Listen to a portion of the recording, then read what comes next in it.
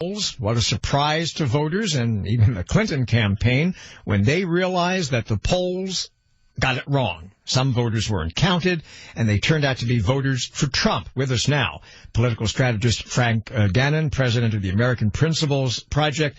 Frank, you didn't believe all those polls that seemed to indicate that Hillary Clinton would win the presidency, maybe not by a big margin, but would win. Why didn't you believe them?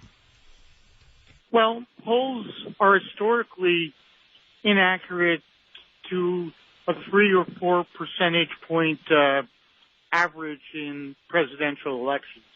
They're very rarely entirely on the mark. And that's particularly true in a wave election where you have much more intensity on one side and less intensity on the other. And in this case, I think you also had what turned out to be a hidden vote for Trump, which were people that were not responding to pollsters, but who, when they got in the voting booth, wound up voting for Trump. Were they not responding, or were they just lying? Well, there was, remember, somewhere in the neighborhood of 10 or 12% in most polls that were for neither major candidate. And some of them were for Johnson, some of them were for Stein, but there were also 4 or 5% who claimed they were undecided. And what happens in a wave election is those people tend to move from the third-party candidate and from the undecided and break in a wave to one of the candidates. I think that's in part what happened here.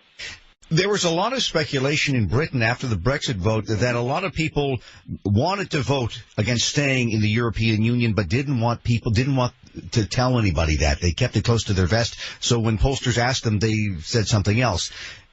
To that, there are people who argue the same thing may have happened here, that some people may not have wanted to say they were backing Donald Trump, but in their heart they did.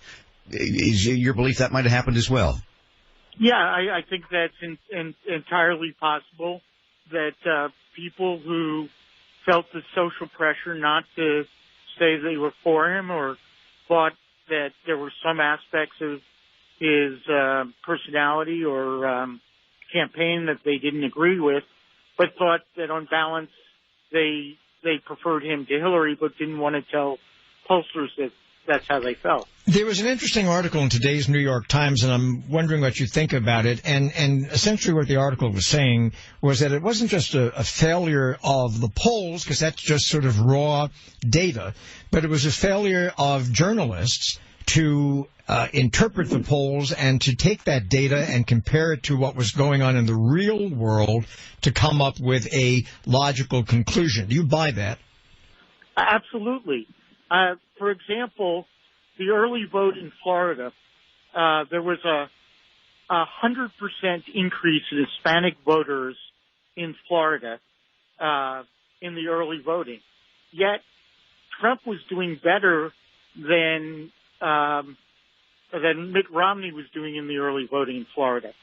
So the fixation was on the turnout of the Hispanic vote, but there was no compensatory analysis of why then, if the Hispanic vote was so strong, were they behind where Romney was. So I think there is a kind of herd mentality that occurs, and it occurs also on what they consider the most important issues and what they expect those issues to be when people go to vote. All right, Mr.